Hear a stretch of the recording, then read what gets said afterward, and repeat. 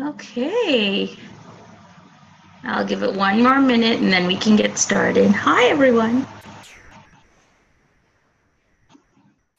Hello.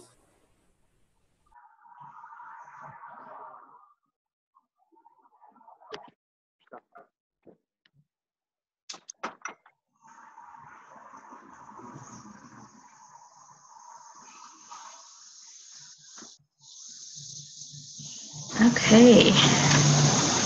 Well, I think we've got enough people. I think we can get started. Okay. So I just wanted to remind everyone, if you could mute your microphone and also stop the video. They're both located on the lower left-hand corner of your Zoom screen, and so that we can get started.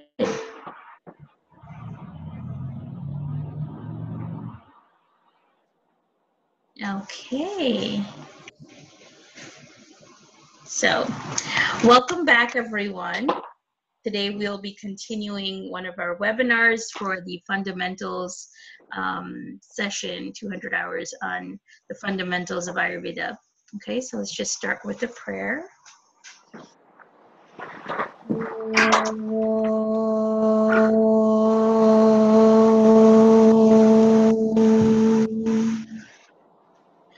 Yo Vishwam Vidadhati Pati Satatam Samharayatyanjasa Srishtva Devya Mahausjadischa Vivida Duri Karotyamayan Vibhrano Jalana Chakasti Bhuvani Piyusha Purnam Ghatam Tam Dhanvantari Rupamisha Mamala Vandamahe Shreyase Vandamahe Shreyase Vandamahe Shreyase.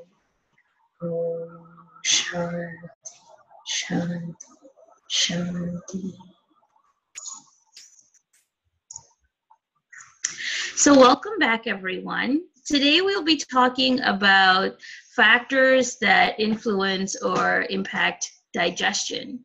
Okay, and as you've been going through this process and learning all of the different tools and all of the different factors that we consider in Ayurveda, we know now that diet is such a huge factor that really influences our state of health, whether it be in a good way or in a bad way, but it is a very major component of our lives. In fact, Charaka Samhita mentions that there are three pillars of life, and that those three pillars are, the first is ahara, which is food, the second is nidra or sleep, and the third is abrahmacharya or sexual activity. So these are three major pillars, three things that we need in order to exist in our lifetime, okay? And it's really important that we understand all the nuances of that. So for instance, whether you're going to use this information to help other people or whether you're just applying it to yourself, even in that situation, even if you're doing it just for yourself, it really helps to understand what you need to do or what are the factors that influence how your body is responding to the type of food that you eat. And now that we've gone through quite a bit of it, we've looked at the process of digestion and what are the factors responsible for digestion. But there are also other factors, apart from just the physiological process and the breakdown of food. There are other factors that also influence how that process works, or how efficiently or non-efficiently it works. Okay, and that really looks at, today we're really going to look at the factors of food, the factors that surrounding the actual type of food and the process or the procedure for consuming food that is going to influence then how the digestion is going to take place and how either efficiently or non-efficiently that's going to happen. Okay, so I'm going to share my PowerPoint with you now so you can look at and see what are the different factors. And these are known as Ahara Vishesha Ayatanas, or 8 factors that really influence the utility of food by the body. Okay?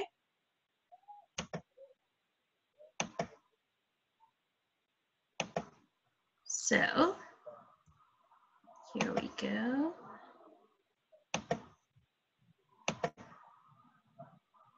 Okay, so the factors to improve digestion. In Charaka Samhita, he states that diet has a huge part to play in the presentation and the function of Agni.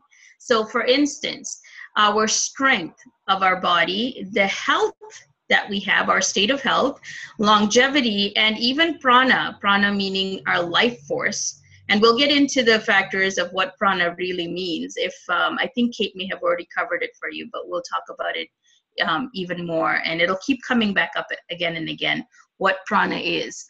And so all of these factors are really dependent on the power of digestion. And that includes not just breaking down of food, but also the metabolism of food, or the processing and the absorption and the utilization of the food that we eat. Okay, so when the body is supplied with the appropriate fuel, and what is that fuel? The fuel is in the form of food and the different types of drinks that we have along with our food or throughout the day. This is what influences the power of this digestion, and this is what influences whether it is maintained in a balanced state or it is in an imbalanced state. If we allow it to dwindle, it tends to dwindle, or it tends to be not functioning as well if it is deprived of fuel. So if the body is deprived of food or drinks or different types of liquids, then that really affects the efficiency of the person's Agni. And from there, everything starts to then snowball into, it can either be just an issue of mild imbalances, or it can then develop into issues of larger imbalances. This again reiterates what we talked about earlier in the class, where we say that Agni is such an important factor. And Charaka again says that you need to maintain your Agni. If you can maintain your Agni, you can maintain your life, as you can see here. So factors like strength, health, longevity, and prana, and life force, is really dependent on how the Agni works. Okay? So what are the factors? What are those things that we need to look at when we're talking about the fuel for this Agni? Okay? And as we know that the Agni here, we're all, whenever we speak about Agni, we're usually always referring to the Jata Agni. And all of the other Agnis in the body are again dependent on how this Jata Agni works. Okay, so the 8 factors that determine the utility of food is described in Charaka Samhita Vimanasthana. And here he has described these different factors, everything that we need to look at or that revolves around food. Now, this may seem quite detailed, and it may seem like, oh, well, how am I going to put this all together? But this is just sort of the nuances that you guys have already been learning about. What you've been learning with Kate about the different ways to process your food, what you've been learning about the different quantity of food that you need to consume. How do we understand factors that influence how well our digestion is occurring or not occurring, and all of the other factors in our environment that influence the type of food that we eat, that influence the actual quality in the food, okay? So everything actually can be encompassed under these 8 factors. So those are, first is the prakriti of food, or the nature of the food. The next is karana, or the processing of food, which is basically the methods for cooking it, or different methods of processing food. One of them is cooking, but there are other things that you can do also that is considered as changing the qualities of the food.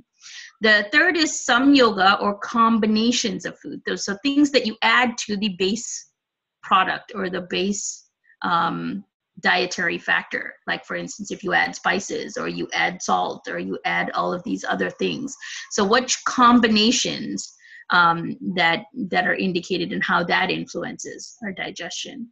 Rashi is quantity, and that's a big one. What is the correct quantity of food that we need to consume? The next is Desha, or the habitat, where we are collecting the food from, and how it's being stored. And the next is Kala, the time. So there are multiple factors of what this Kala represents, or in which context it's being used. And the next is Upayoga Samstha, which means the rules governing the intake of food. So even what you guys have, we've kind of briefly mentioned it or talked about it, is that there are different rules for how we need to consume our food and what is the most appropriate way. That really helps to induce proper and really well digestion and assimilation of the nutrients from your food. And the last is upayukta, which is basically the person. And the person is one of the main factors. It's the main factor, in fact, of how all these other factors work. If the person chooses and makes very healthy, informed choices about what type of food they need to eat, how they need to cook their food, what is the correct quantity, how they need to consume their food, all of these things are dependent on the person and their wholesome choices. Okay, so let's look at each one of these and what that actually entails. So the first is the nature of the food, the prakriti of the food, and that indicates the nature of the substance or the inherent attributes. And so in every type of substance, not just food, but in fact any kind of substance, or what we call dravya, any substance in the world where we are intaking it, we usually look at these 5 factors. And we're going to go into this in detail in the next session when I'm going to be there for you guys, where we're going to talk about the different tastes. And we've already gone through the qualities, but we're going to talk about the potency and the post-digestive effect and what these things actually mean. But I just wanted to mention it to you here because that comes under the nature of the food. Okay, so the factors that we look at when we look at any substance is we look at the rasa, or the taste. And in Ayurveda, they mentioned that there are 6 tastes. Those are sweet, sour, salty, bitter, pungent, and astringent. And then we look at the qualities, or the gunas, and those are 20. And those 20 gunas you know already. The next is virya, or potency. And so there are usually 2 types of potencies. Either it's hot in potency or it's cold in potency. The next is vipaka, which is the post-digestive effect. And there are 3 types of those, which is sweet, sour, or pungent. And I'll explain this to you even in more detail in one of the coming classes. And prabhava is the specialized pharmaceutical activity. So despite all of these other things, certain substances, whether it be a food or a herb, they have certain qualities that are special qualities that are attributed to this substance, regardless of the fact that it has a specific rasa, or it has a specific guna, or it has a specific virya. Despite that, it still produces another specialized effect. Okay, and that is known as the prabhava. So an example of this is, for instance, onions. Okay, that's another very common dietary factor. It's another very common food or vegetable that we use. It's not really a vegetable. It's kind of like a fruit, I believe.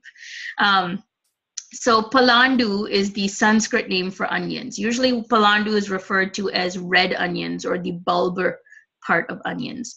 And in every substance, every type of food, in fact, in the Ayurvedic classical text, which is actually Bhava Prakasha Nighantu, the text on herbology and pharmaceutics, or pharmacology, where they talk about the qualities of each and every substance that we use as a medicine, whether it be in the food category, or whether it be the herb category, or whether it be even in the formula category. They talk about all of these particular qualities of that substance. Okay, so palandu, or red onions, the taste or the rasa for that is madhura and katu. Madhura is sweet, katu is pungent. The quality or guna for that is guru, snigdha, and tikshna, and those you should know, so I'm not going to repeat the English words for those. Virya, which is anushna. So anushna means it's not too hot and it's not too cold. It's just in the middle. Okay, so it can't really be considered as hot in potency or cold in potency. It's just in the middle. Vipaka is madhura, or it has a sweet post-digestive effect. And the prabhava is that it can cause kapha vridhi, but it does not increase pitta in any way. It leaves pitta at status quo. And it also has the ability to pacify vata if it's vata alone and vata not associated with any other dosha. Okay, so this is how we break it down and how we look at which substances are there, what is the effect or what are the qualities of the food that we're consuming, and therefore start to understand how that is going to affect digestion, how it is going to start having an effect on the doshas, which you can see here, and then how we can use that for balancing off the imbalance of doshas. If the doshas are either in an aggravated state or in a decreased state, we can use things such as our food to help to create, again, a balance. So this is the nuances of what we look at and how we figure that out. Okay? So that's the first aspect, which is the prakriti, or the nature of food. The next is the karana, or the method of processing food. So you get food, but you don't just consume the food as it is. In fact, in Ayurveda, we very rarely ever tell you to eat raw food. So if you're collecting this food and you know the qualities of the food, there's also one added layer of that. Once you collect the food, you then need to cook it, or you then need to process it in some way so that it can then be consumed. So in the methods of processing, what we're doing is we are changing, or we're enhancing or transforming the inherent attributes or qualities, and then we are sort of enhancing it to new qualities or a synergistic effect that we want, so that it will be more conducive to a healthy digestion and then healthy nutrition for the body. Okay, so for instance, if we're adding in other substances, or we're adding in spices, or we're cooking it in a certain way, it is going to induce other qualities into that food substance. Okay, so for instance, in the classical text, again, in Charaka, he has enumerated 8 different methods for processing food. And in all of these methods, it is actually in some way changing or transforming the original qualities of the food substances that you have collected. So for instance, dilution, that is one method of processing. So for instance, when we were talking about takra and making takra, that is actually kind of a process of, one method is actually diluting it, because you're adding 1 cup of yogurt to 4 cups of water, and you're basically diluting it down. So that dilution changes, again, the property or the quality of the yogurt. It's not just the same yogurt alone, but it's now a much more diluted version of that yogurt. That's why there's a difference between takra and lassi, because in lassi you do not add that much of water, but in takra you do. So they have different consistencies, therefore they also have different properties. Okay? Another method of processing food is by application of heat, or basically cooking. So you can cook foods, and depending on how you cook the food, that also either induces certain properties. So for instance, there are 3 or 4 different ways to cook food. You can mildly cook it, where it's sort of al dente, and that is considered the amavasta, where it is not completely cooked. It is undigested or uncooked. So that is one method of cooking. If you cook it a little bit more further, then it becomes the pakwa avastha, or that means it's cooked completely. It is ideal. Then also, if you cook it even further than that, it can become kara avastha, where it is actually overcooked, where you actually end up burning off some of the nutrition from the food. So you don't want it to be al dente or half cooked, but you also don't want to overcook the food. You want it to be just in the middle, where it is just the proper pakwa-avastha. Okay? So there, even that has been described in the classical text as to how you cook the food and then what sort of reaction it will induce with the doshas. Okay, the next is cleansing of the food.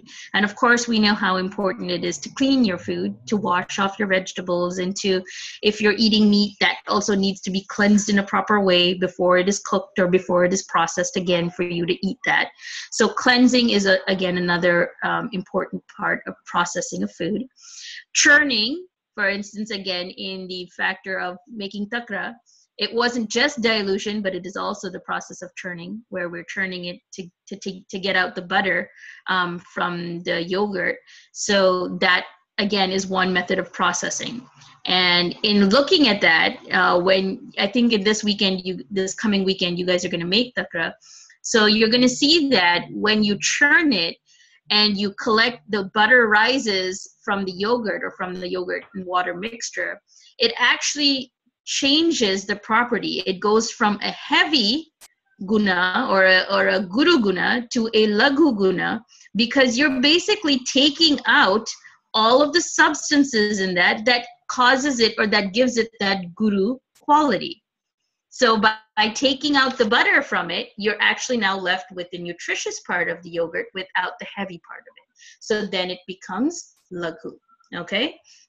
So that's just one example of how churning also is a method of processing and transforming what you originally had to something new and something different. Another method of processing is storage of your food in specific containers or in a specific place. So an example of this is storage in a specific container. Have you guys heard of keeping your water in a copper vessel?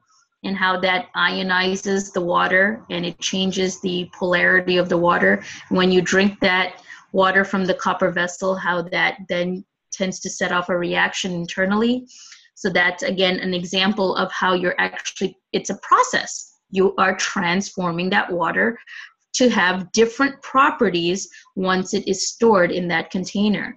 Similarly, if you are storing it in a specific place, like for instance, if you're storing it in the sun, that dries it out, or if you're storing it in the shade, that can dry it out in a slow process, or that can keep it, or it can preserve it in a certain way. Okay, so storage is also one method of processing. Aging and maturing, and that, again, we know very well. For instance, 100-year-old ghee is considered to be the best and the most potent type of ghee, because that the older the ghee gets, the more potent it becomes. So aging, and there also another example of aging is, for instance, we do in Ayurveda, they mentioned that you do not use newly harvested grains. All grains should be stored, and it should be allowed to age for a minimum of 1 year before you actually use those grains. So for instance, when in the farms, you ever see these huge silos where they collect the grains and they pour it into these silos. And what they do is they don't pour it in from the bottom, or they don't pour it in halfway, they pour it in from the top.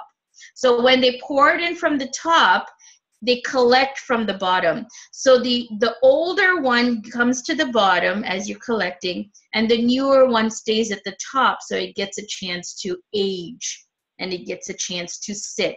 And what that process does is, it again also reduces the gurutva of the grains. When grains are newly harvested, and if they are consumed at that time, they are very guru in nature. They're very heavy and they're hard to digest. But the older the grains get, by the process of time and aging, it starts to reduce the gurutva, or the guru quality, or the amount of nutrition that is there in the grains. So the older it is, the easier it becomes to digest. So that's why you notice that, for instance, in different types of basmati rice, how do you know when you get a really good quality basmati rice? The basmati rice tends to be slightly, ever so slight, sort of a cream or a beige color grain. It's not white. And that indicates that it's somewhat of an older grain. And when that grain of rice, or when that type of rice is cooked, that's the one that really expands and it becomes really long, and it's much, much lighter. If you eat that basmati rice, it digests within no time. But if you eat the newly harvested basmati rice, that tends to be more fat. The actual rice grain itself is more fat. And when you cook it, it isn't as long, it isn't as light. And when you eat it, it also produces or creates that heaviness in your stomach because it is heavy to digest. It is more difficult to digest. Okay, so aging and maturing is again another one of those processes of how you can change the qualities of food. The next is flavoring, and flavoring is basically like by adding salt or by adding sugar or by adding spices, or whichever way you may flavor your food, that also either enhances certain properties or takes away from certain properties. Like for instance, if you have something that's very sour and you add a natural sweetener to it, that sort of pacifies the sourness of that food. And it also pacifies the ability of that sour quality to increase pitta. That's why you add the sugar, you add the natural sweetener to it. Okay, so I say sugar because if you use natural cane sugar or natural unprocessed cane sugar isn't a bad thing. It's actually quite good for you. It's the processed one or the artificial one that isn't good for you. But natural cane sugar is actually quite good for you because it actually helps to pacify pitta. It's one of the very, very good substances to pacify pitta. Okay. So the next is, the last one that's mentioned is mixing or marinating while grinding. And that's a specific process known as bhavana, where we put in a base substance and to that we add some form of liquid and it's ground. And usually in the olden days, what we used to do is they would grind it by hand. So we'd have like this mortar and pestle. You put the dry substances, you add the liquid to it, and you keep grinding either until you get a certain consistency of the mixture, otherwise until you have ground to get rid of all of the liquid quantity of it until it dries back up again. And so that process again is another way of enhancing the properties, adding in the properties of the liquid substance to the dry base, and also breaking down the particle size. Okay, so that is again another method of processing. So these are some of the methods that have been mentioned by Charaka Samhita. The next one is samyoga, or combination of food. And this is a really important one because in recent years, they've been talking a lot about improper combinations of food and food incompatibility. So this concept has been around in Ayurveda for a very, very long time. In fact, it is in detail again in Charaka Samhita. They talk about viruddha ahara, where it is, viruddha is basically incompatible foods or incompatible combinations. And there are 18 different ways that you can combine things that do not produce a very good effect. In fact, it produces unwanted effects. Okay, so that's the reason why this combination of food is really important. It's defined as two or more substances that you're combining, and it's a synergistic effect of that combination that it produces an effect in the individual. And you can either have good combinations or you can have bad combinations. So the good combinations, what they do is, like an example of a good combination is adding a little quantity of ghee to your food. What that does is that enhances the absorption of the nutrients from the food that you're eating. And also it enhances digestion and gives you just the amount of snigdha or unctuous quality that your stomach really needs to digest food. So adding a good combination is adding a little bit of quantity of ghee to your food that really helps to aid in digestion and nutrition. An example of a bad combination is basically the viruddha combination. So one of the most common examples of viruddha is mixing or combining fish and milk. And fish and milk is actually considered as vidya viruddha. So remember I was telling you earlier, vidya of the substance or the inherent qualities in the substance. Fish has a ushna virya. It is hot in potency, whereas milk is cold in potency. So when you're mixing something that is hot and cold in nature, their nature is hot and cold, you're mixing them together, it doesn't mix very well together. And in fact, this combination is one of the direct correlations for a causative factor for skin disorders. So if someone is habitually consuming fish cooked in milk, then it gives them a very likely chance to end up with skin disorders, because it immediately creates an imbalance in the doshas. Okay. The next is rashi, or quantity. And this is a big one, because this is what we all want to know. How much should we really be eating? And again, as usual, it depends. So it really depends on, in fact, again, in Charaka, he has mentioned that the quantity of food that you consume really is dependent on two factors. First, the ability to ingest, okay, or the power of ingestion, and next is the power of digestion. So certain people have, they usually, for the most part, we can consume food very well, or we have that appetite or that longing or that interest in eating. However, there are people who do not have that interest in eating. So though they may have the ability to digest, but they are not interested in the food to consume it. And this is a great example of this is bulimia and anorexia, where there is no interest for food. It doesn't mean that their body is not able to digest it. It means that they just do not want to consume the food, because there is another factor that's playing into telling them that I don't want to consume food. So whether your stomach is gurgling and growling and saying it's hungry, that doesn't matter. They just cannot eat the food. Okay, so it's that power or the ability to ingest the food, and how much of it can you really ingest. And the next part of it is then the ability to digest the food, or to break down and transform the ingested food. Okay, so that is what really helps to determine how much of quantity. One of the major factors that we look at is that determines the quantity of food that we need to consume. So again, they've described what is the ideal quantity. Ideally, for any person, as a general description, the stomach is kind of divided into 4 parts, and they say that 2 parts, or half of the stomach, should be filled with food. 1 part of the stomach should be filled with water, and the last part, or 1/4 of the stomach, should be left empty for air, or basically for the movement of doshas. And remember, when we talked about the stomach and we talked about digestion, we now know that there are 3 subdoshas that are there. 1 subdosha of vata, which is samana vata, 1 subdosha of pitta, which is pachaka pitta, and 1 subdosha of kapha, which is kledaka kapha.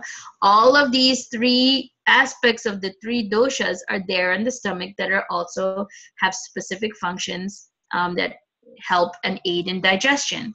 So you need to give space for these doshas to do their job and to move around. If the stomach is completely filled with food and water, then it cannot do that.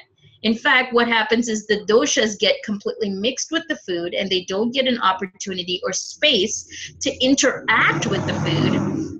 And so therefore what it does is the doshas get mixed with the undigested food, and the body tends to react in a sense of it pushes it out of the body. Okay, so that is why we need to look at this quantity of food.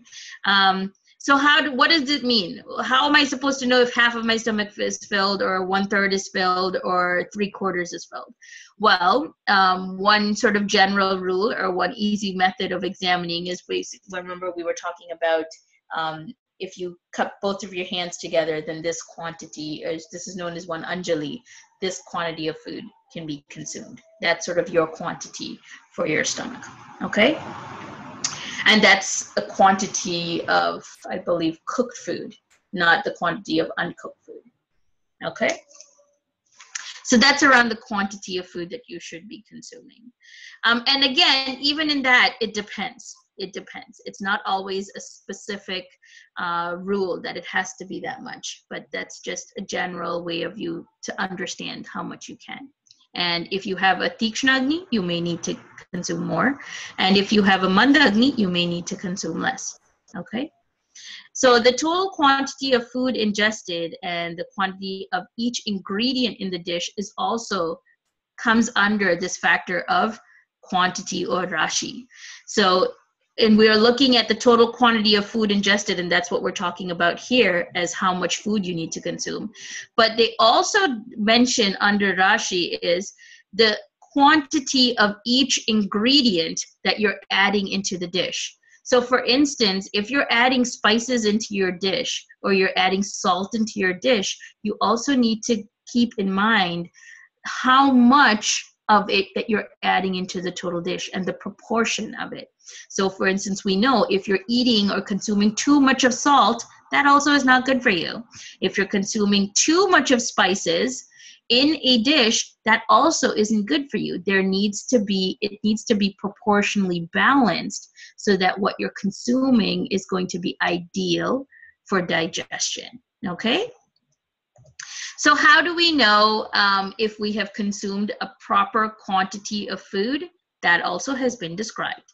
If you don't, for instance, know the quantity or the measurement or know exactly how many ounces or grams of food that you need to consume, these are signs of symptoms that your body is going to tell you that if you have consumed the proper quantity of food that you need.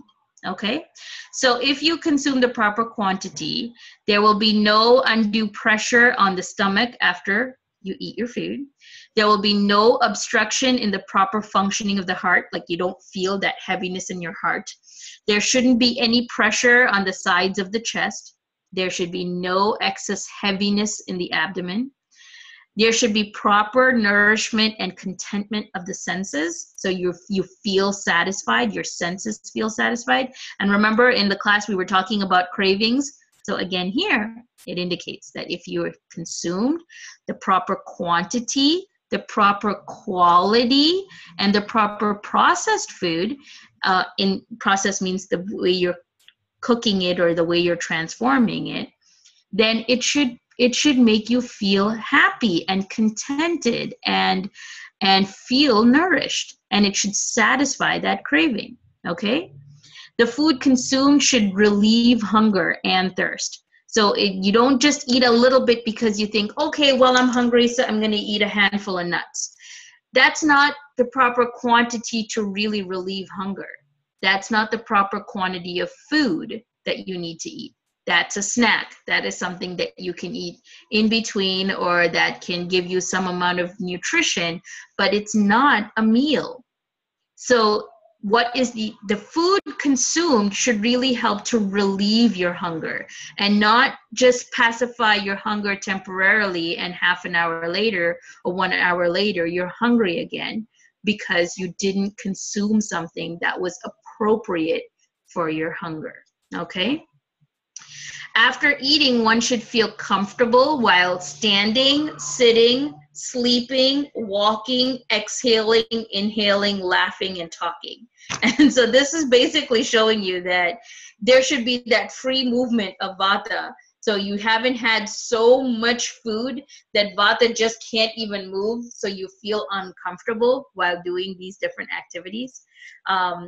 It should be enough that it pacifies your hunger and it pacifies the samana vata, but it's not overly suppressing the movement of all the other types of vata in the body, okay? So for instance, inhaling and exhaling, you shouldn't feel like it's so much so that you can't even breathe. That's not a good thing, okay? You need to eat only as much that it relieves your hunger but doesn't cause this kind of discomfort. And the food should be consumed after the previous meal is digested. That's a big one because, again, we tend to not think of that, but we need to make sure that our previous meal is digested. How do we know that the previous meal is digested? Because when you start to feel really, really hungry, that indicates that the previous meal has been completely digested, has moved on to the lower stages of the digestive tract, and the stomach is empty. And when the stomach is empty, that means that you can then start to feel hungry again. Okay. And also the proper quantity of food, it promotes strength, complexion, and nourishment. How do we know if we've consumed too much food or too much quantity of food? Well, that's a pretty common one. It's, again, the Thanksgiving meal. When you consume too much food or large quantities, it aggravates all three doshas, okay? If there's too much of solid and liquid in the stomach, it doesn't allow for the movement of doshas, and it doesn't allow it to move in the stomach that helps to exhibit its functions and to basically digest the food. So what that does is, as I explained earlier, it mixes with the undigested food. Since it can't do its function to digest the food remains undigested, and it remains undigested mixed with the doshas, and therefore the body reacts very quickly, and it either pushes it out upwards or in a downward direction. So either you end up vomiting or you end up having diarrhea. So you ever notice, like, for instance, if someone eats, you ever eat so much that you feel like you ate till the top of your throat and it's sitting in your throat, and if you eat any more, or even if you drink some water, or even if you breathe too much, it's gonna just start coming out? That indicates that you ate way too much food. Or for instance, even in the Thanksgiving meals, if you eat so much so that it manages to stay down somehow, usually they say, oh, let me wiggle a little bit so I can get some more room to fit some more in.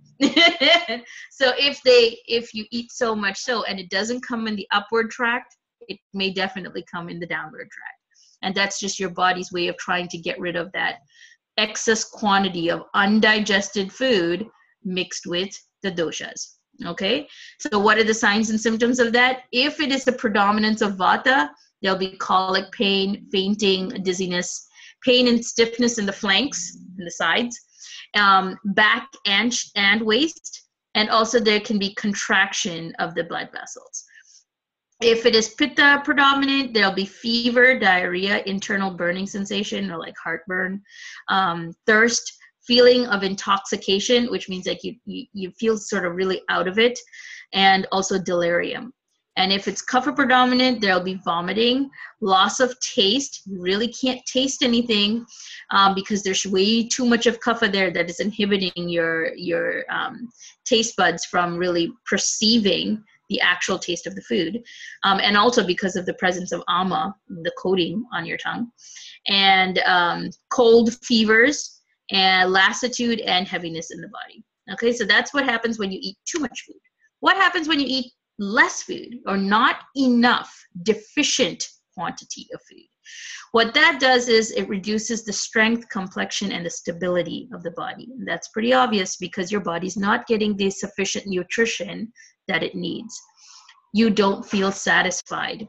There may be distension of the abdomen. And this is pretty common, which you tend to see, you ever see those UNICEF commercials where they show these children who are living in these places where they don't have access to food, and they haven't consumed food or they haven't had enough nutrition for a long period of time. And if you look at them, their stomach is always distended. What that distension of the abdomen isn't fat, it's actually gas. Because if you don't eat food, what happens? Vata gets aggravated and vata just keeps building. So that distended abdomen is actually because of the increase of vata, which in Ayurveda, that distended abdomen is known as a condition called gulma, okay? Where it's too much of gas or too much of vata buildup in the abdomen. The next is reduction of longevity, virility, mind, and reduction of the functions of the mind, and also, of course, the reduction of ojas, because ojas is the subtle essence of the whole process of nutrition in the body. Of course, it afflicts the functions of the body, the mind, the intellect, and the senses. There's impairment in the excellence of the dhatus. So even the structural deformity or structural malnutrition will be there. Manifestation of inauspicious conditions, which means they tend to, sometimes it can affect the mind in such a way that they start to perceive things that are not real. And it also, again, of course, deficiency of food or lack of nutrition immediately increases vata, so it can be a direct cause for any one of the 80 diseases of vata. Okay. The next is Desha, or the habitat or storage. So in Desha, it relates to where you're collecting the food from. And the place or the habitat or where the food is being grown and is being collected from does have an impact on the quality of the type of that food. So for instance, food or herbs collected from a desert region tends to be more dry and light when compared to stuff that is food and substances collected from a marshy or a watery region or a water predominant region, where it tends to be more cold and moist. So here you see in these pictures, like in a desert region, it's pretty common to have cactus. And cactus, though may not, it is sort of dry in nature, but it's actually very drying in nature.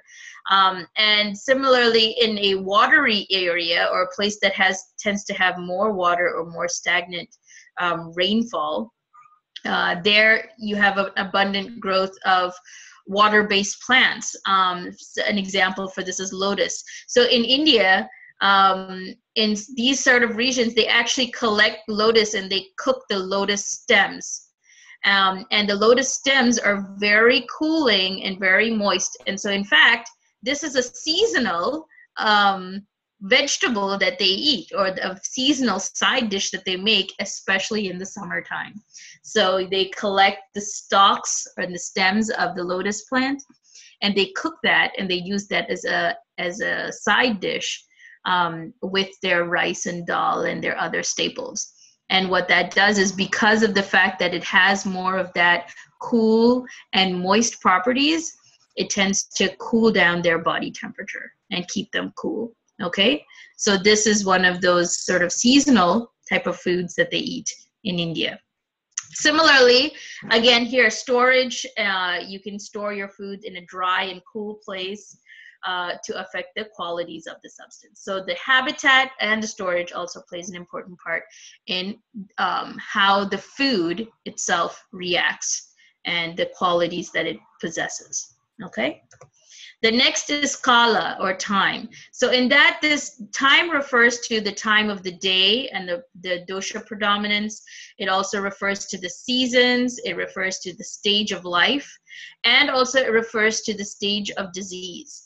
And that really indicates, it's important because when we consume food, as we know, it may have a different effect on our body according to the time of day that we're consuming it, or the season, or the stage of life. So for instance, if you're consuming very kaphagenic foods in the earlier stages of life, which is more of the kapha stage of life, then it's easier for you to have a kapha increased reaction or a kapha vriddhi avastha, because all of those are similar qualities that just tend to similar builds on more similar on more similar.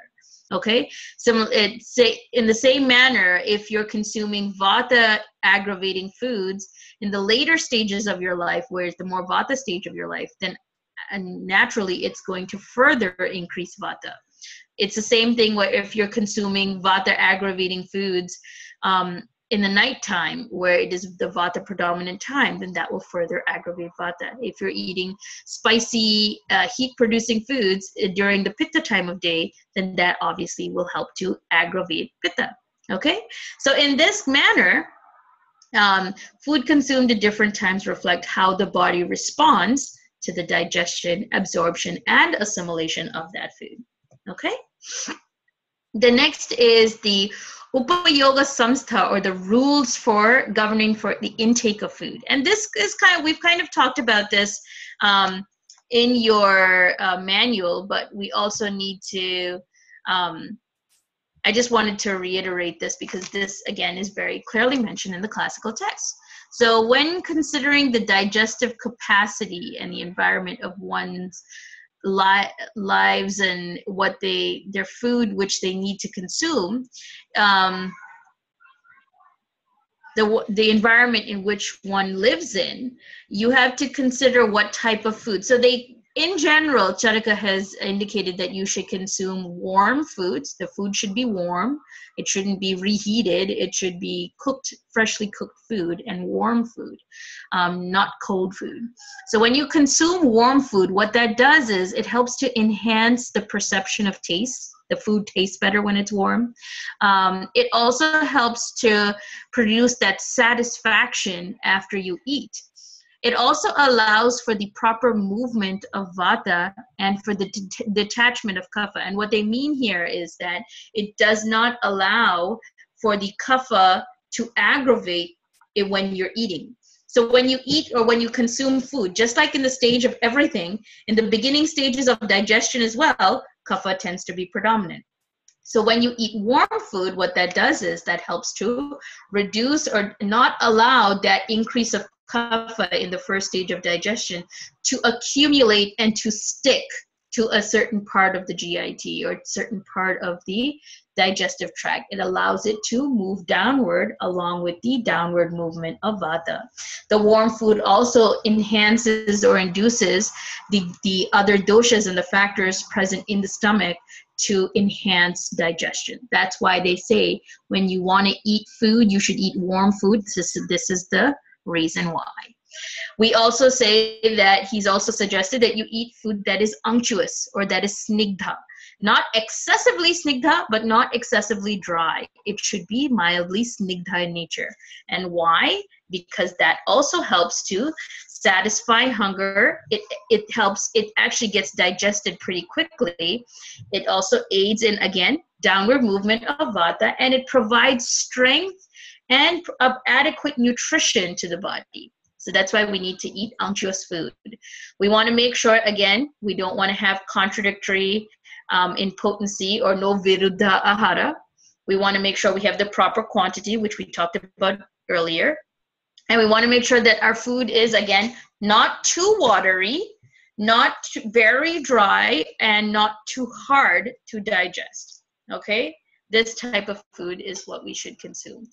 The general indications of what to eat at what time in a meal. Ideally, you want to start with sweet and salty food in the beginning of the meal. In the middle of the meal, you eat the sour and salty substances. And towards the end of the meal, you eat the dry or the liquid and food that has the other tastes. Okay? So that food that has the other three tastes you want to have. So at every meal, we want to try and get in all 6 tastes. And what this, even when we're consuming 6 tastes, it doesn't mean that the one substance has to have all 6 tastes. If we have to combine foods that works in a synergistic effect with each other, but this is one method of consuming a meal. Okay? The meal should be consumed after the previous meal is digested. And what that helps to do is it prevents indigestion, of course. And we want to consume food with a concentrated mind without talking and laughing, which I know I have experienced that you guys are very good at doing. Okay? So the next one, so this is some just general rules that you need to follow when consuming food, and that help to aid in digestion. And the last, of course, is the upayukta, or the person who is consuming the food.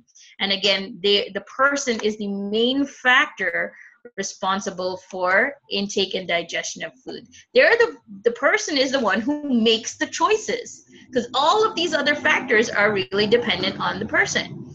So in a person, the person who is consuming the food, there can be some good choices and maybe some not so good choices. So even that has been divided into 2 characteristics. So satmya usually indicates that it's a good habit, or it's a good choice, or a good pattern of dietary habits and consumption of food. So an example of that is eating after somebody has taken a shower. You don't eat and then take a shower.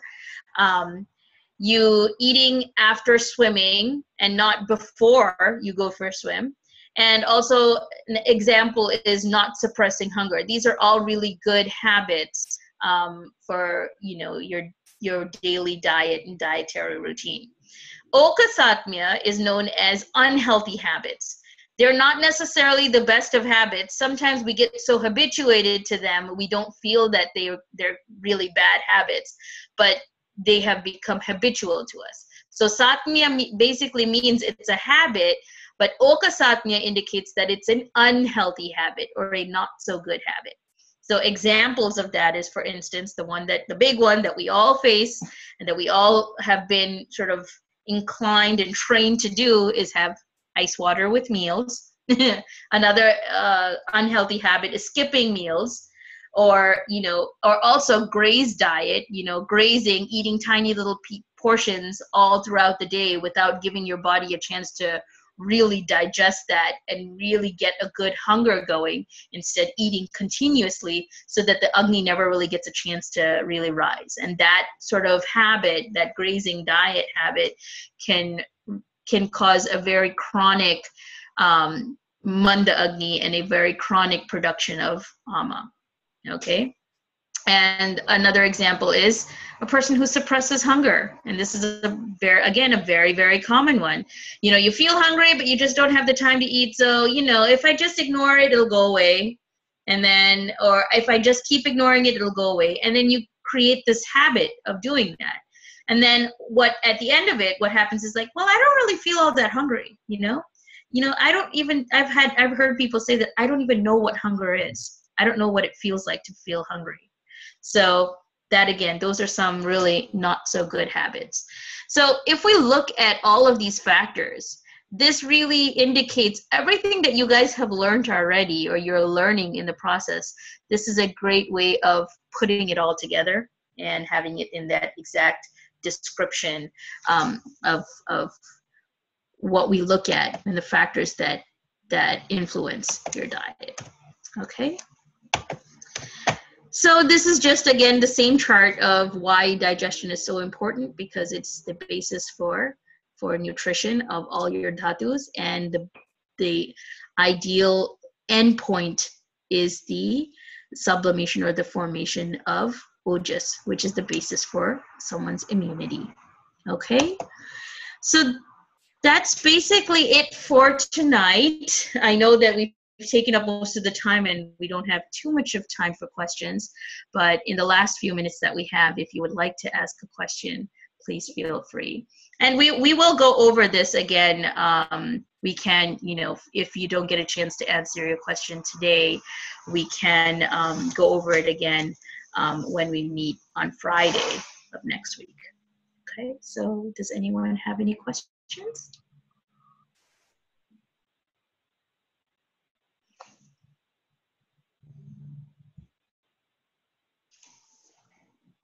Seems like they're full of knowledge. I know, it was a lot. And it seems like it's a big classification, but when you start to look at it, this is everything that you've been learning about, and it's just put into one big classification or one big factor. And if we look at it, that the beauty of how Charaka Samhita writes and how he's included all of this information is that he's picked up all of these little nuances and really classified it and put it together in such a beautiful way. And when we look at the whole picture, then we see, oh, that's why it's so important for us to eat warm food, or that's why we want to make sure that, the person develops these good habits, and that they are responsible for the type of food that they eat, and they are the ones who choose or make good choices, as opposed to having someone else basically dictate to you. This is kind of the reason why sometimes diets don't work, when you have other people telling you this is what you should eat and this is what you shouldn't eat. Sometimes it's important to give the person the tools for them to decide. And when they decide, it's basically empowering them and giving them the ability to choose what is correct for them and what is not. And when they choose the correct thing, their body will produce that good effect, which is what we looked at, and how your body feels when you eat the appropriate thing for it. And when they start feeling that again adds into that empowerment of them feeling motivated to do more. So it's really beautiful the way it was put together, and how much we've kind of stepped away from these very simple rules or simple factors to follow that will help us to maintain our health. So it's that complicated and that simple at the same time. Thanks, Anusha. Have you been ending these sessions with a question for this group? I don't think so. Because I noticed, we certainly don't have a lot of students on this call, so I wonder if we should pose a question and then okay. put it out there. So those of you that are on the call don't need to answer the question necessarily, but those that have not made this call, we're going to require them to watch this video. Everybody has to watch this. Okay. How about what is Rashi? Okay. Okay. That's I mean, it's there as a head topic in the slides, which everyone would have gotten anyway, so that shouldn't be too hard of a question. Okay, good. Very good. All right, well, I'll stop the recording. Any questions before we close from anyone? You can put it in the chat or you can unmute. All right, well, I'll stop the recording. Thanks, everyone, for coming. And you will see them all on, is it this next Friday or the Friday after? Not this coming Friday, next week. The 5th, next week, August 5th. All right, so Anusha will see you on the 5th. You'll have a little quiz and a review, and you get a wonderful weekend with Kate. So you got lots of good stuff coming up. And I'll see you all in September. Okay, have a good night, everyone.